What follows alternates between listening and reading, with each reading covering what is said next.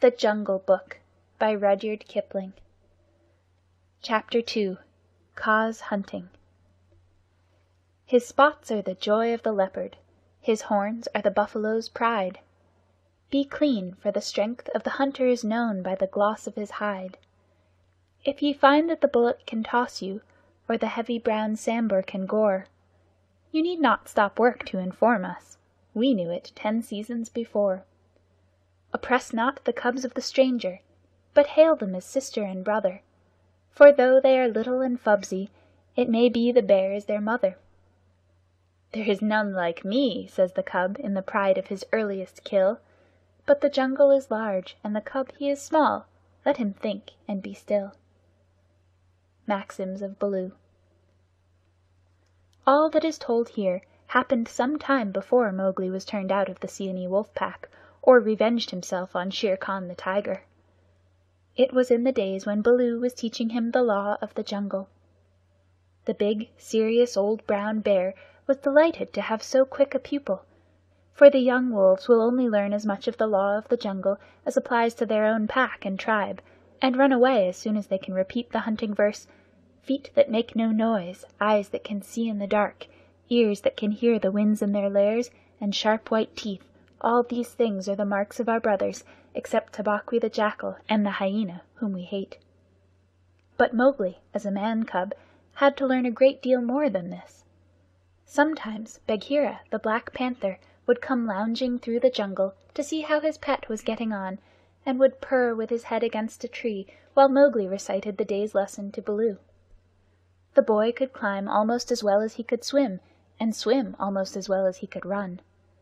So Baloo, the teacher of the law, taught him the wood and water laws, how to tell a rotten branch from a sound one, how to speak politely to the wild bees when he came upon a hive of them 50 feet above the ground, what to say to Mang the bat when he disturbed him in the branches at midday, and how to warn the water snakes in the pools before he splashed down among them. None of the jungle people like being disturbed, and all are very ready to fly at an intruder. Then, too, Mowgli was taught the stranger's hunting call, which must be repeated aloud till it is answered, whenever one of the jungle people hunts outside his own grounds. It means, translated, "Give me leave to hunt here because I am hungry," and the answer is, "Hunt then for food, but not for pleasure." All this will show you how much Mowgli had to learn by heart, and he grew very tired of saying the same thing over 100 times. But, as Baloo said to Bagheera, one day when Mowgli had been cuffed and run off in a temper, "A man's cub is a man's cub, and he must learn all the law of the jungle." "But think how small he is," said the Black Panther, who would have spoiled Mowgli if he had had his own way. "How can his little head carry all thy long talk?" Is there anything in the jungle too little to be killed? No. That is why I teach him these things, and that is why I hit him, very softly, when he forgets. "Softly? What dost thou know of softness, old Iron Feet?" Bagheera grunted. "His face is all bruised today by thy softness. Ugh!" "Better he should be bruised from head to foot by me who love him, than that he should come to harm through ignorance," Baloo answered very earnestly. "I am now teaching him the master words of the jungle that shall protect him with the birds and the snake people, and all that hunt on 4 feet, except his own pack. He can now claim protection, if he will only remember the words, from all the jungle. Is not that worth a little beating?" "Well, look to it then that thou dost not kill the man-cub. He is no tree-trunk to sharpen thy blunt claws upon. But what are these master words? I am more likely to give help than to ask it." Bagheera stretched out one paw and admired the steel-blue, ripping chisel talons at the end of it. "Still, I should like to know."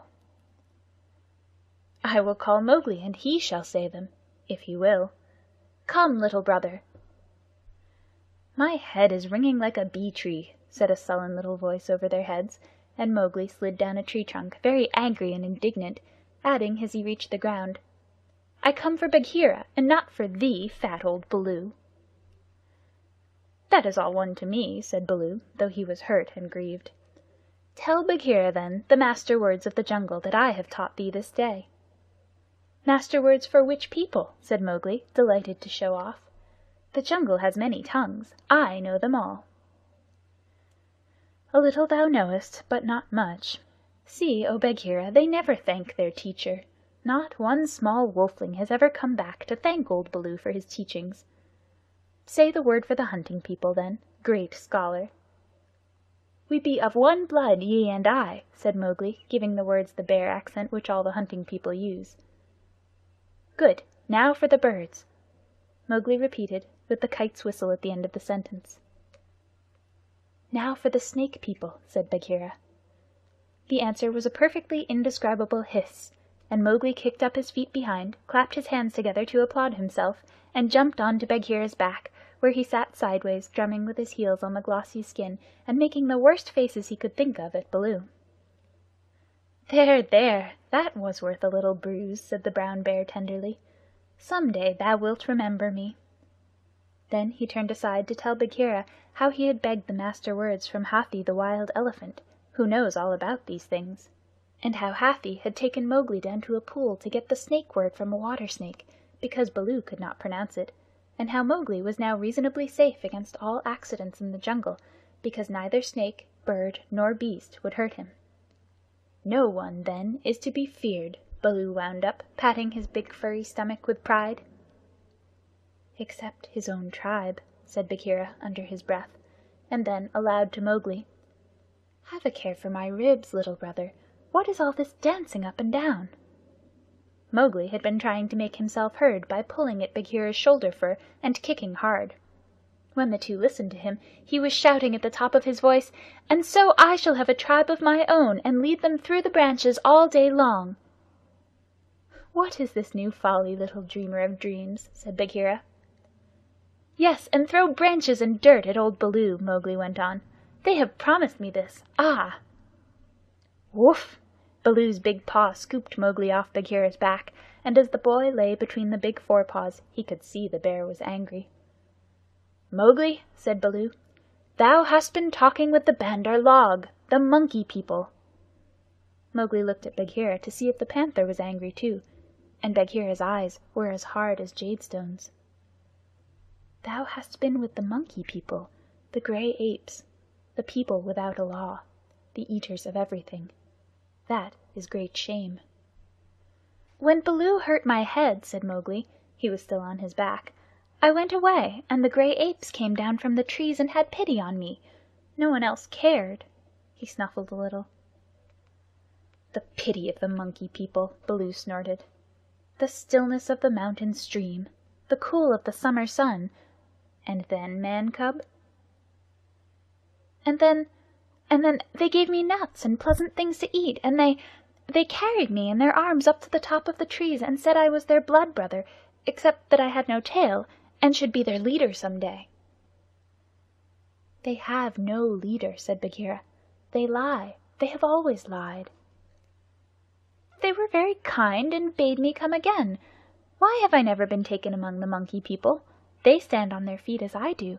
They do not hit me with hard paws. They play all day. Let me get up. Bad Baloo, let me up. I will play with them again." "Listen, Man cub," said the bear, and his voice rumbled like thunder on a hot night. "I have taught thee all the law of the jungle for all the peoples of the jungle, except the monkey folk who live in the trees. They have no law. They are outcasts. They have no speech of their own, but use the stolen words which they overhear when they listen and peep and wait up above in the branches. Their way is not our way. They are without leaders. They have no remembrance. They boast and chatter and pretend that they are a great people about to do great affairs in the jungle, but the falling of a nut turns their minds to laughter and all is forgotten. We of the jungle have no dealings with them. We do not drink where the monkeys drink. We do not go where the monkeys go. We do not hunt where they hunt. We do not die where they die. Hast thou ever heard me speak of the Bandar log till today?" "No," said Mowgli in a whisper, for the forest was very still now Baloo had finished. "The Jungle People put them out of their mouths and out of their mind. They are very many, evil, dirty, shameless, and they desire, if they have any fixed desire, to be noticed by the Jungle People. But we do not notice them, even when they throw nuts and filth on our heads." He had hardly spoken when a shower of nuts and twigs spattered down through the branches, and they could hear coughings and howlings and angry jumpings high up in the air among the thin branches. "The Monkey People are forbidden," said Baloo. "Forbidden to the Jungle People. Remember." "Forbidden," said Bagheera. "But I still think Baloo should have warned thee against them." "I? I? How was I to guess he would play with such dirt? The Monkey People! Faugh!"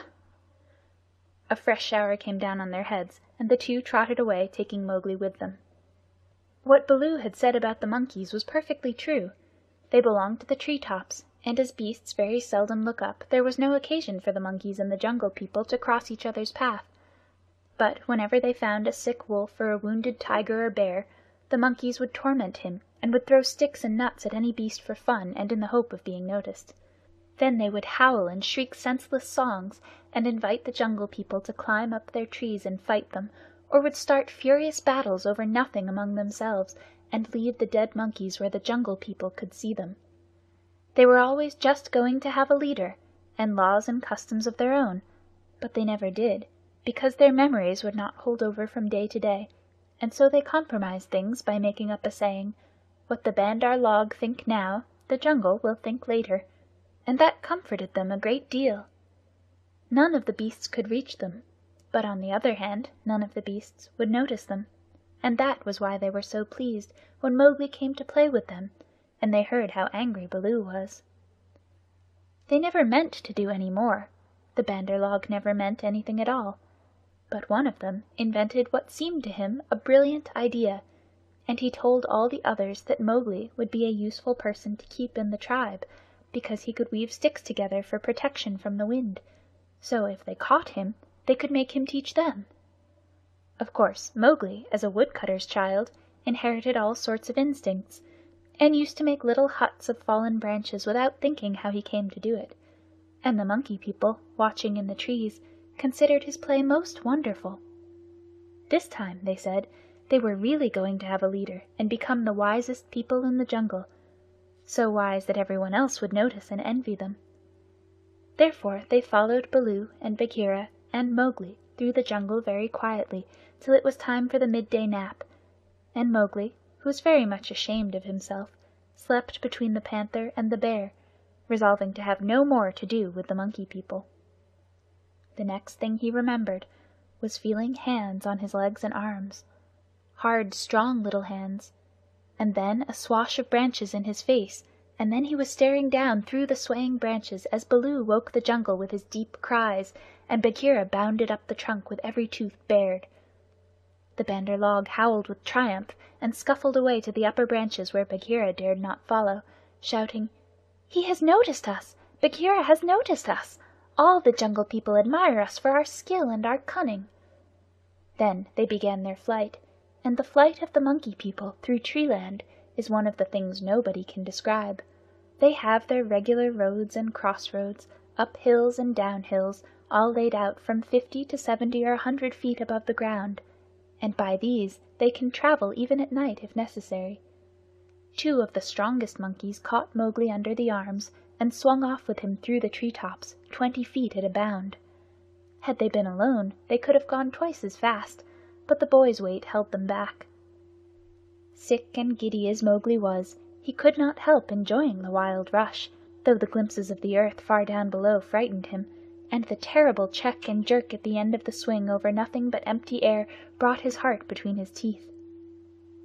His escort would rush him up a tree till he felt the thinnest topmost branches crackle and bend under them, and then with a cough and a whoop would fling themselves into the air, outwards and downwards, and bring up, hanging by their hands or their feet, to the lower limbs of the next tree.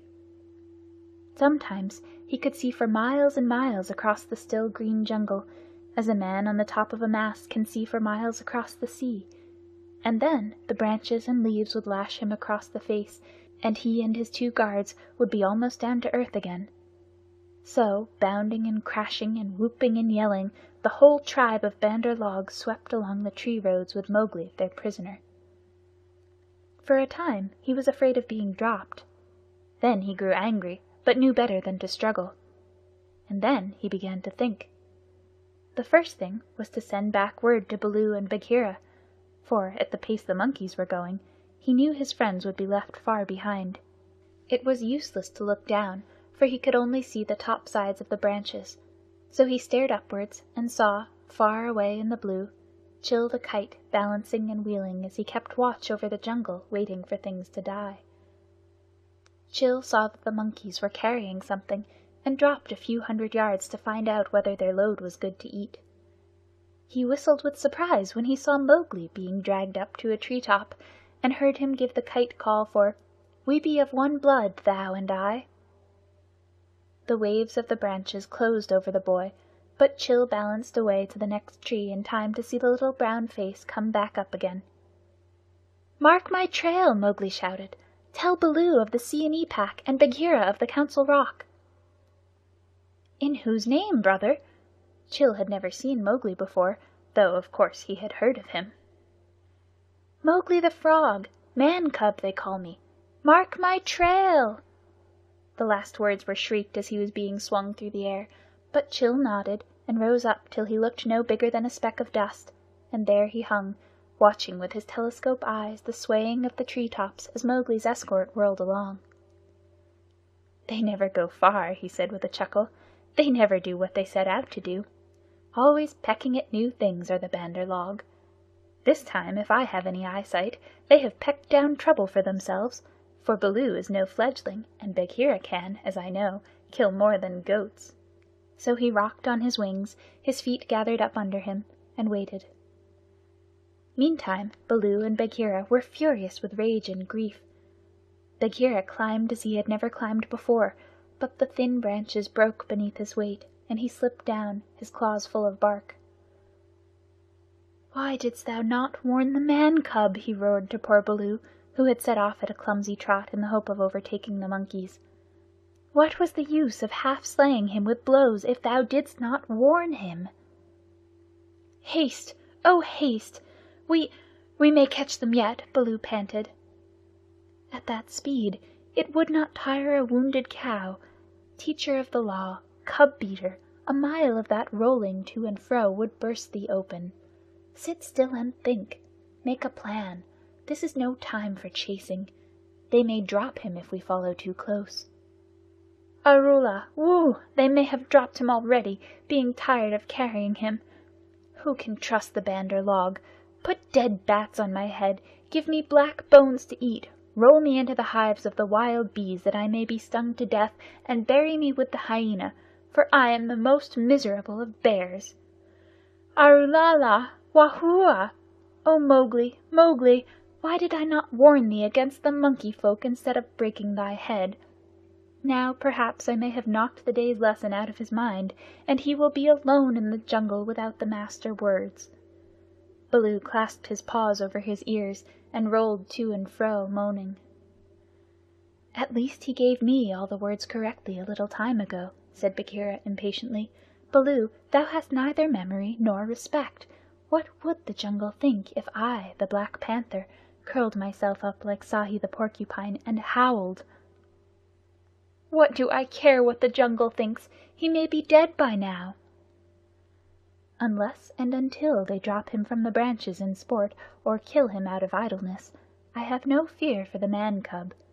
He is wise and well taught, and above all he has the eyes that make the jungle people afraid. But, and it is a great evil, he is in the power of the Bandar log, and they, because they live in trees, have no fear of any of our people." Bagheera licked one forepaw thoughtfully. "Fool that I am! Oh, fat, brown, root-digging fool that I am!" said Baloo, uncoiling himself with a jerk. "It is true what Hathi the Wild Elephant says. To each his own fear. And they, the Bandar log, fear Kaa the Rock Snake. He can climb as well as they can. He steals the young monkeys in the night. The whisper of his name makes their wicked tails cold. Let us go to Kaa." "What will he do for us? "He is not of our tribe, being footless, and with most evil eyes," said Bagheera. "He is very old and very cunning.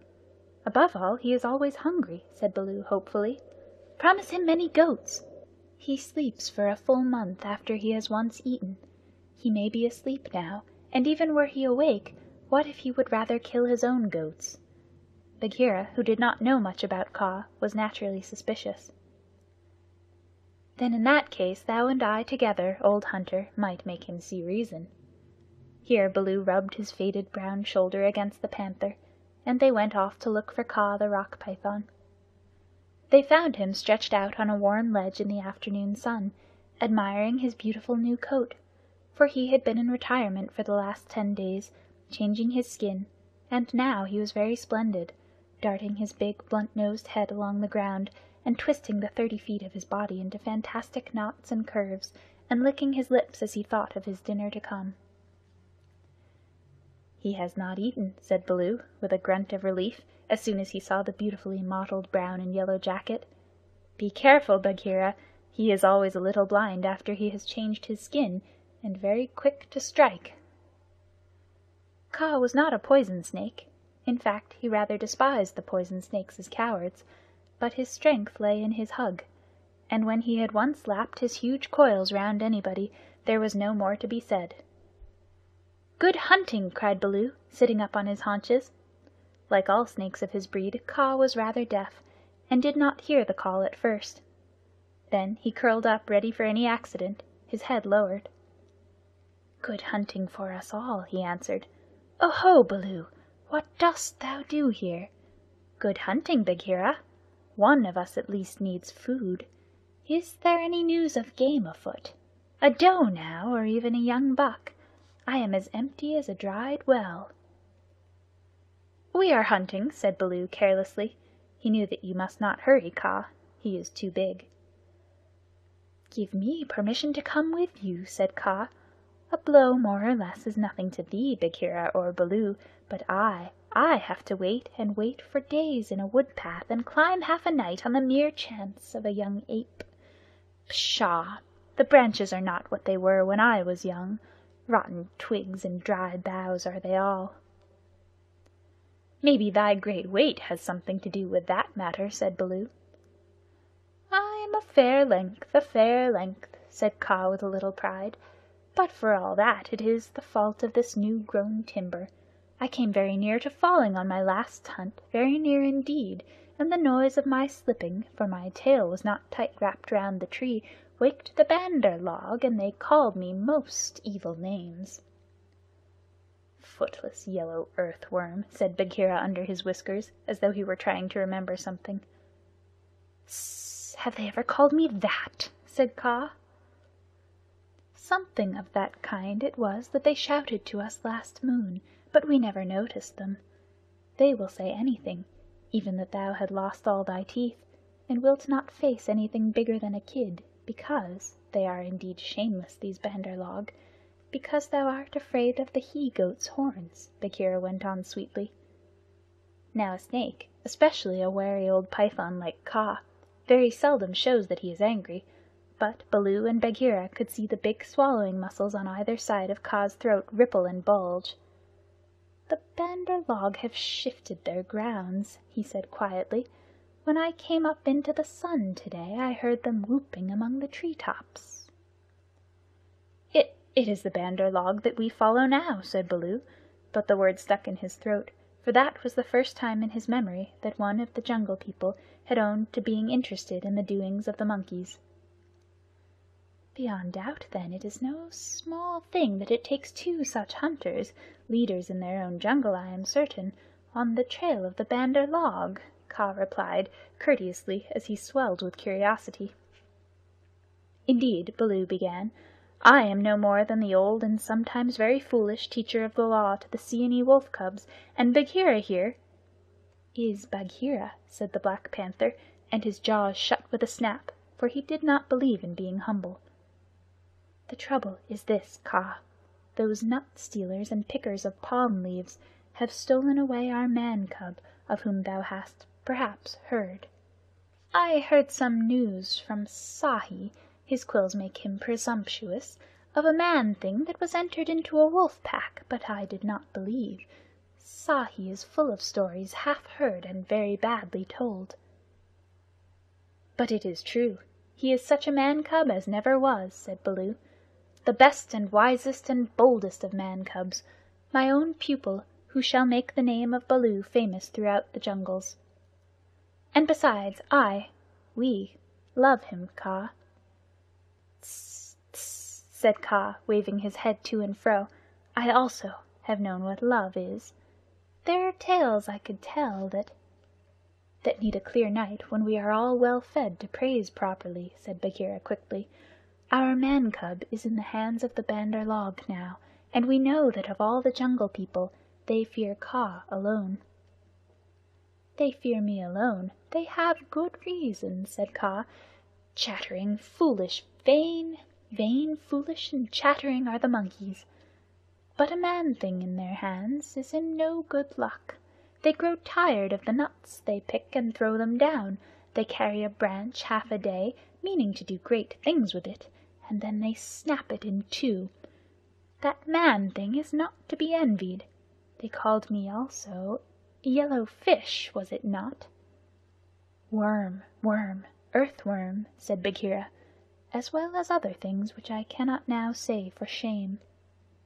We must remind them to speak well of their master. We must help their wandering memories. Now, whither went they with the cub?" "The jungle alone knows. Towards the sunset, I believe," said Baloo. "We had thought that thou wouldst know, Kaa." "I? How?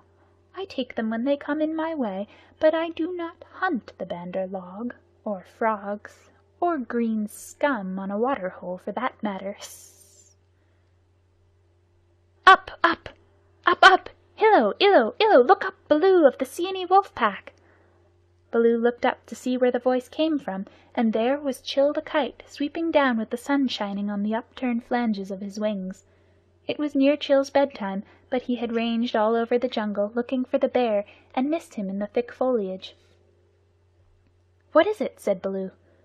"I have seen Mowgli among the Bandar log. He bade me tell you. I watched. The Bandar log have taken him beyond the river to the Monkey City, to the Cold Lairs. They may stay there for a night, or 10 nights, or an hour. I have told the bats to watch through the dark time. That is my message. Good hunting, all you below." "Full gorge and a deep sleep to you, Chil," cried Bagheera. "I will remember thee in my next kill, and put aside the head for thee alone, O best of kites!" "It is nothing, it is nothing. The boy held the master word. I could have done no less." And Chil circled up again to his roost. "He has not forgotten to use his tongue," said Baloo with a chuckle of pride. "To think of one so young remembering the master word for the birds too while he was being pulled across the trees!" "It was most firmly driven into him," said Bagheera. "But I am proud of him, and now we must go to the Cold Lairs." They all knew where that place was, but few of the Jungle People ever went there, because what they called the Cold Lairs was an old deserted city, lost and buried in the jungle, and beasts seldom use a place that men have once used. The wild boar will, but the hunting tribes do not. Besides, the monkeys lived there, as much as they could be said to live anywhere, and no self-respecting animal would come within eyeshot of it, except in times of drought when the half-ruined tanks and reservoirs held a little water. "It is half a night's journey, at full speed," said Bagheera, and Baloo looked very serious. "I will go as fast as I can," he said anxiously. "We dare not wait for thee. Follow, Baloo. We must go on the quick foot, Kaa and I." "Feet or no feet, I can keep abreast of all thy four," said Kaa shortly. Baloo made one effort to hurry, but he had to sit down panting, and so they left him to come on later, while Bagheera hurried forward at the quick panther canter. Kaa said nothing, but, strive as Bagheera might, the huge rock python held level with him. When they came to a hill stream, Bagheera gained because he bounded across while Kaa swam, his head and 2 feet of his neck clearing the water, but on level ground Kaa made up the distance.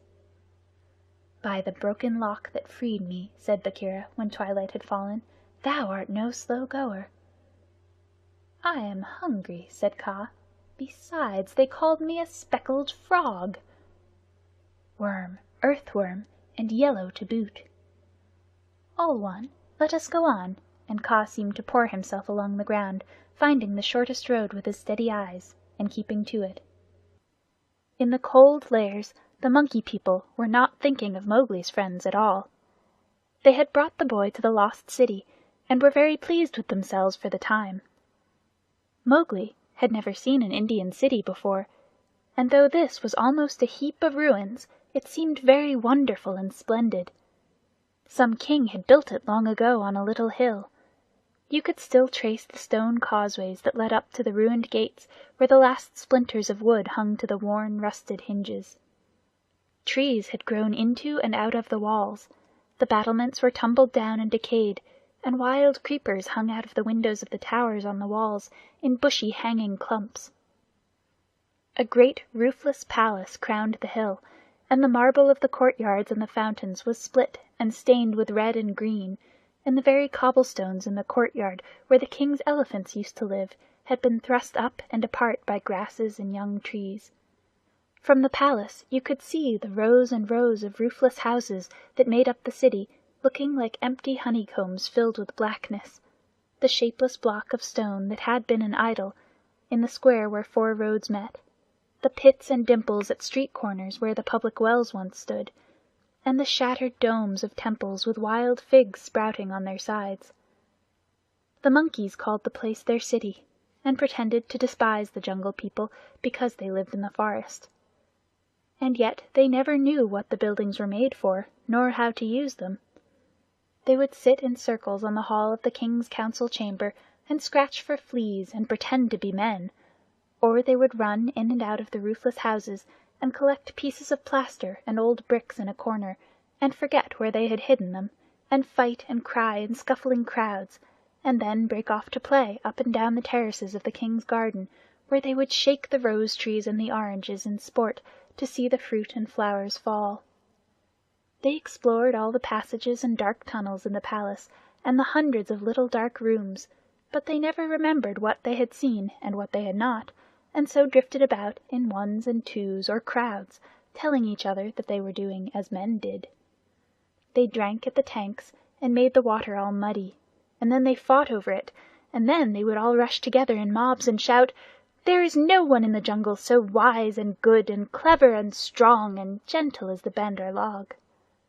Then all would begin again, till they grew tired of the city and went back to the tree tops, hoping the Jungle People would notice them.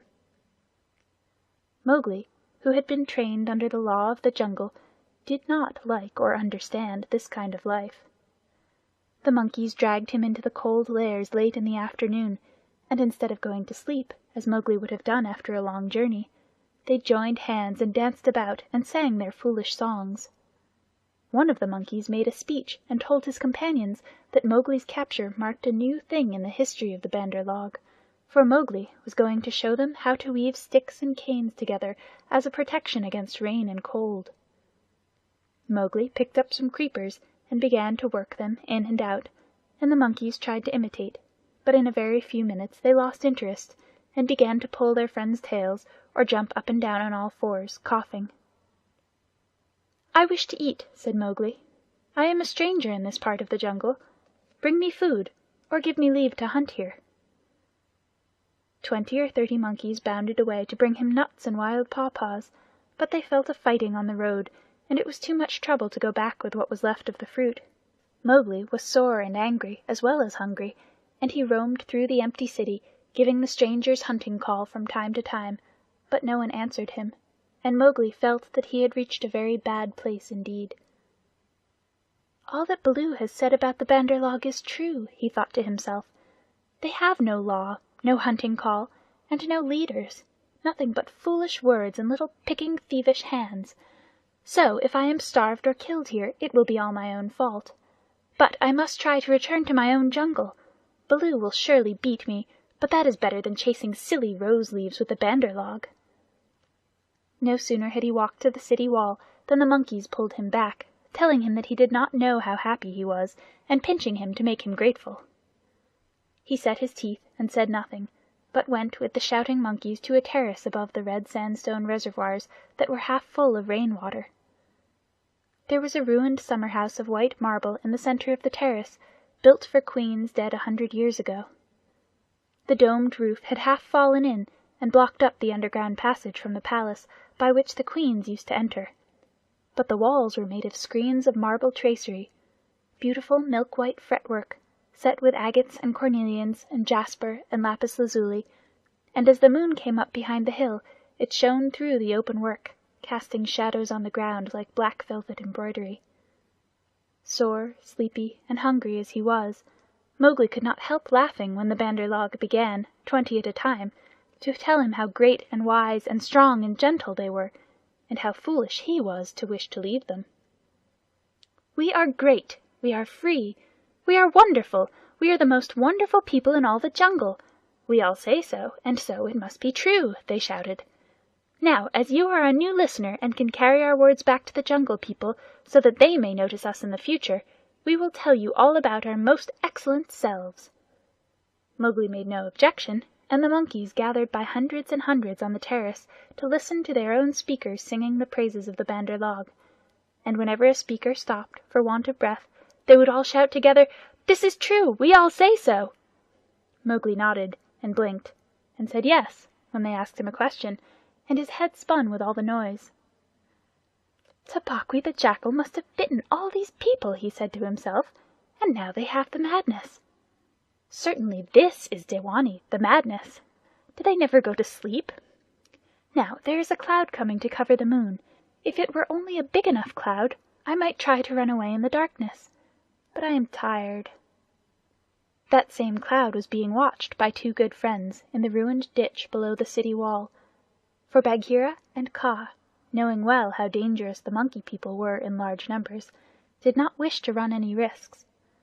The monkeys never fight unless they are 100 to 1, and few in the jungle care for those odds. "I will go to the west wall," Kaa whispered, "and come swiftly down the slope of the ground in my favor. They will not throw themselves upon my back in their hundreds, but—" "I know it," said Bagheera. "Would that Baloo were here, but we must do what we can. When that cloud covers the moon, I shall go by the terrace. They hold some sort of council there over the boy." "Good hunting," said Kaa grimly, and glided away to the west wall. That happened to be the least ruined of any, and the big snake was delayed a while before he could find a way up the stones. The cloud hid the moon, and as Mowgli wondered what would come next, he heard Bagheera's light feet on the terrace. The Black Panther had raced up the slope almost without a sound, and was striking — he knew better than to waste time in biting — right and left among the monkeys, who were seated round Mowgli in circles 50 and 60 deep. There was a howl of fright and rage, and then, as Bagheera tripped on the rolling, kicking bodies beneath him, a monkey shouted, "There's only one here! Kill him! Kill!" A scuffling mass of monkeys, biting, scratching, tearing, and pulling, closed over Bagheera, while 5 or 6 laid hold of Mowgli, dragged him up the wall of the summer-house, and pushed him through the hole of the broken dome. A man-trained boy would have been badly bruised, for the fall was a good 15 feet, but Mowgli fell as Baloo had taught him to fall, and landed on his feet.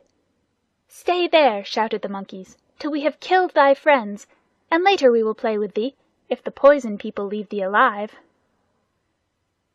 "We be of one blood, ye and I," said Mowgli, quickly giving the snake's call. He could hear rustling and hissing in the rubbish around him, and gave the call a second time to make sure. "Even so, down hoods all," said half a dozen low voices. Every ruin in India becomes sooner or later a dwelling-place of snakes, and the old summer-house was alive with cobras. "Stand still, little brother, for thy feet may do us harm." Mowgli stood as quietly as he could, peering through the open work and listening to the furious din of the fight round the Black Panther, the yells and chatterings and scufflings, and Bagheera's deep, hoarse cough as he backed and bucked and twisted and plunged under the heaps of the enemies. For the first time since he was born, Bagheera was fighting for his life. Baloo must be at hand. Bagheera would not have come alone, Mowgli thought. And then he called aloud, "To the tank, Bagheera! Roll to the water tanks! Roll and plunge! Get to the water!" Bagheera heard, and the cry that told him Mowgli was safe gave him new courage. He worked his way desperately, inch by inch, straight for the reservoirs, halting in silence. Then, from the ruined wall nearest the jungle, rose up the rumbling war shout of Baloo. The old bear had done his best, but he could not come before. "Bagheera!" he shouted. "I am here! I climb! I haste! Ahuwora! The stones slip under my feet! Wait my coming, O most infamous Bandar log!" He panted up the terrace, only to disappear to the head in a wave of monkeys, but he threw himself squarely on his haunches, and spreading out his forepaws, hugged as many as he could hold, and then began to hit with a regular bat, bat, bat, like the flipping strokes of a paddle wheel. A crash and a splash told Mowgli that Bagheera had fought his way to the tank where the monkeys could not follow. The panther lay gasping for breath, his head just out of water, while the monkeys stood 3 deep on the red steps, dancing up and down with rage, ready to spring upon him from all sides if he came out to help Baloo. It was then that Bagheera lifted up his dripping chin, and in despair gave the snake's call for protection. "We be of one blood, ye and I," for he believed that Kaa had turned tail at the last minute. Even Baloo, half smothered under the monkeys on the edge of the terrace, could not help chuckling as he heard the Black Panther asking for help. Kaa had only just worked his way over the west wall, landing with a wrench that dislodged a coping stone into the ditch. He had no intention of losing any advantage of the ground, and coiled and uncoiled himself once or twice to be sure that every foot of his long body was in working order. All that while the fight with Baloo went on, and the monkeys yelled in the tank round Bagheera, and Mang the Bat, flying to and fro, carried the news of the great battle over the jungle, till even Hathi the Wild Elephant trumpeted, and far away scattering bands of the monkey folk woke and came leaping along the tree roads to help their comrades in the cold lairs, and the noise of the fight roused all the day birds for miles round. Then Kaa came straight, quickly, and anxious to kill. The fighting strength of a python is in the driving blow of his head, backed by all the strength and weight of his body. If you can imagine a lance, or a battering ram, or a hammer, weighing nearly half a ton, driven by a cool, quiet mind living in the handle of it, you can roughly imagine what Kaa was like when he fought. A python 4 or 5 feet long can knock a man down if he hits him fairly in the chest, and Kaa was 30 feet long, as you know. His first stroke was delivered into the heart of the crowd round Baloo, was sent home with shut mouth in silence, and there was no need of a second. The monkeys scattered with cries of "Kaa! It is Kaa! Run! Run!" Generations of monkeys had been scared into good behavior by the stories their elders told them of Kaa, the night thief, who could slip along the branches as quietly as moss grows, and steal away the strongest monkey that ever lived, of old Kaa, who could make himself look so like a dead branch or a rotten stump that the wisest were deceived, till the branch caught them. Kaa was everything that the monkeys feared in the jungle, for none of them knew the limits of his power. None of them could look him in the face, and none had ever come alive out of his hug. And so they ran, stammering with terror, to the walls and the roofs of the houses, and Baloo drew a deep breath of relief. His fur was much thicker than Bagheera's, but he had suffered sorely in the fight. Then Kaa opened his mouth for the first time and spoke one long, hissing word, and the far-away monkeys, hurrying to the defense of the cold lairs, stayed where they were, cowering, till the loaded branches bent and crackled under them. The monkeys on the walls and the empty houses stopped their cries, and in the stillness that fell upon the city, Mowgli heard Bagheera shaking his wet sides as he came up from the tank. Then the clamor broke out again. The monkeys leaped higher up on the walls. They clung round the necks of the big stone idols and shrieked as they skipped along the battlements, while Mowgli, dancing in the summer-house, put his eye to the screen-work and hooted owl-fashion between his front teeth to show his derision and contempt. "Get the man-cub out of that trap. I can do no more," Bagheera gasped. "Let us take the man-cub and go. They may attack again." They will not move till I order them to." "Stay you so!" Kaa hissed, and the city was silent once more. "I could not come before, brother, but I think I heard thee call." This was to Bagheera. I may have cried out in the battle," Bagheera answered. "Baloo, art thou hurt?" "I am sure that they did not pull me into 100 little bearlings," said Baloo, gravely shaking one leg after the other. "Wow, I am sore! Kaa, we owe thee, I think, our lives, Bagheera and I." "No matter. Where is the manling?" "Here, in a trap. I cannot climb out," cried Mowgli. The curve of the broken dome was above his head. "Take him away. He dances like Mor the Peacock. He will crush our young," said the cobras inside. "Ha!" said Kaa with a chuckle. "He has friends everywhere, this manling. Stand back, manling, and hide you, O Poison People. I break down the wall." Kaa looked carefully till he found a discolored crack in the marble tracery, showing a weak spot, made 2 or 3 light taps with his head to get the distance, and then, lifting up 6 feet of his body clear of the ground, sent home 6 full-power smashing blows, nose first. The screenwork broke and fell away in a cloud of dust and rubbish, and Mowgli leaped through the opening and flung himself between Baloo and Bagheera, an arm around each big neck. "Art thou hurt?" said Baloo, hugging him softly. "I am sore, hungry, and not a little bruised. But, oh, they have handled ye grievously, my brothers. Ye bleed." "Others also," said Bagheera, licking his lips and looking at the monkey dead on the terrace and round the tank. "It is nothing. It is nothing, if thou art safe. Oh, my pride of all little frogs!" whimpered Baloo. "Of that we shall judge later," said Bagheera in a dry voice that Mowgli did not at all like. "But here is Kaa, to whom we owe the battle, and thou owest thy life. Thank him according to our customs, Mowgli." Mowgli turned and saw the great python's head swaying a foot above his own. "So this is the manling," said Kaa. "Very soft is his skin, and he is not unlike the Bandar log. Have a care, manling, that I do not mistake thee for a monkey some twilight when I have newly changed my coat." "We be of one blood, thou and I," Mowgli answered. "I take my life from thee tonight. My kill shall be thy kill if ever thou art hungry, O Kaa." "All thanks, little brother," said Kaa, though his eyes twinkled. "And what may so bold a hunter kill?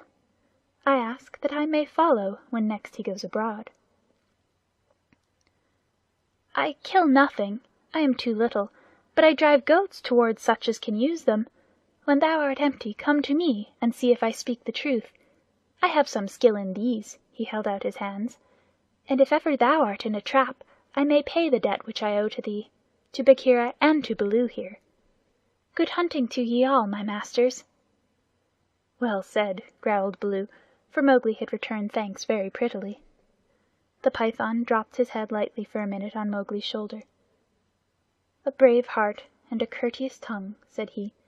"They shall carry thee far through the jungle, manling. But now go hence quickly with thy friends. Go and sleep, for the moon sets, and what follows it is not well that thou shouldst see." The moon was sinking behind the hills, and the lines of trembling monkeys huddled together on the walls and battlements looked like ragged, shaky fringes of things. Baloo went down to the tank for a drink, and Bagheera began to put his fur in order as Kaa glided out into the center of the terrace and brought his jaws together with a ringing snap that drew all the monkeys' eyes upon him. "The moon sets," he said. "Is there yet light enough to see?" From the walls came a moan like the wind in the tree-tops. "We see, O Kaa." "Good. Begins now the dance of the hunger of Kaa. Sit still and watch." He turned twice or thrice in a big circle, weaving his head from right to left. Then he began making loops and figures of 8 with his body, and soft oozy triangles that melted into squares and 5-sided figures, and coiled mounds, never resting, never hurrying, and never stopping his low, humming song. It grew darker and darker, till at last the dragging, shifting coils disappeared, but they could hear the rustle of the scales. Baloo and Bagheera stood still as stone, growling in their throats, their neck hair bristling, and Mowgli watched and wondered. "Bandar log," said the voice of Kaa at last, "can ye stir foot or hand without my order? Speak!" "Without thy order we cannot stir foot or hand, O Kaa." "Good. Come all one pace nearer to me." The lines of the monkeys swayed forward helplessly, and Baloo and Bagheera took one stiff step forward with them. "Nearer!" hissed Kaa, and they all moved again. Mowgli laid his hands on Baloo and Bagheera to get them away, and the two great beasts started as though they had been waked from a dream. "Keep thy hand on my shoulder," Bagheera whispered. "Keep it there, or I must go back to Kaa.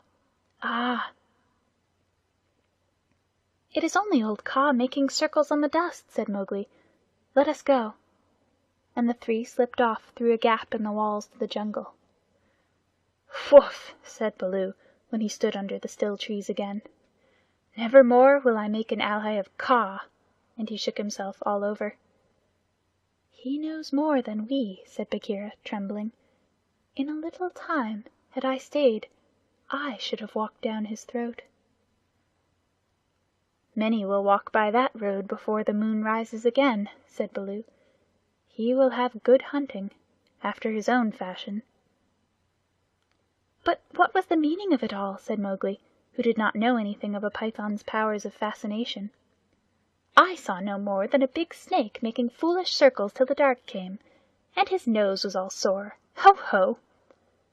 "Mowgli," said Bagheera angrily, "his nose was sore on thy account, as my ears and sides and paws and Baloo's neck and shoulders are bitten on thy account.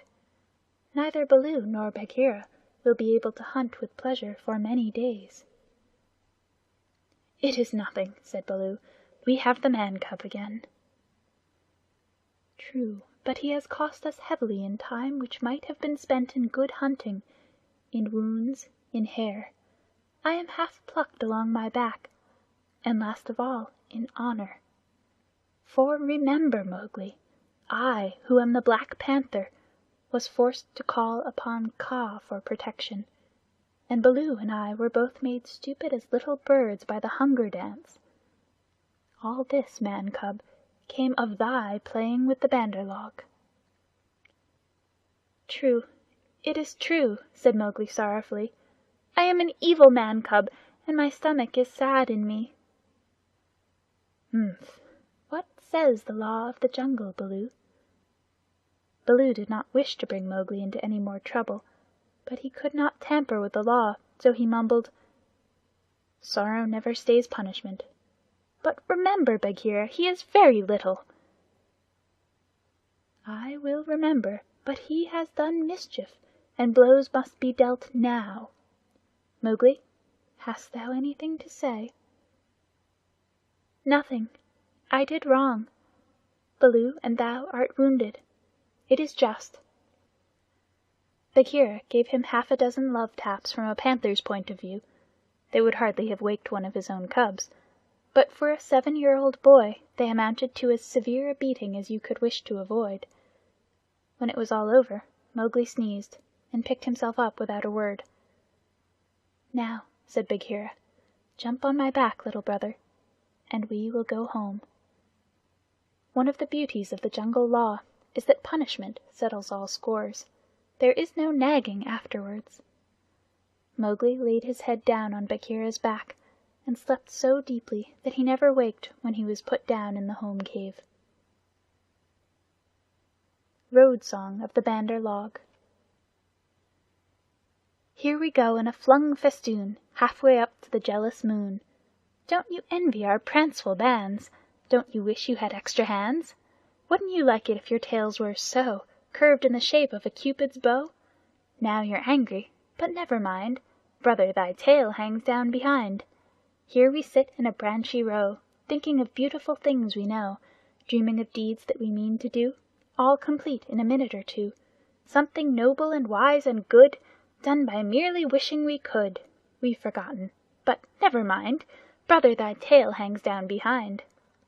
All the talk we ever have heard, uttered by bat or beast or bird, hide or fin or scale or feather, jabber it quickly and all together. Excellent, wonderful, once again. Now we are talking just like men. Let's pretend we are. Never mind. Brother, thy tail hangs down behind. This is the way of the monkey kind. Then join our leaping lines that scumfish through the pines, that rocket by where, light and high, the wild grape swings. By the rubbish in our wake and the noble noise we make, be sure, we're going to do some splendid things. End of chapter 2.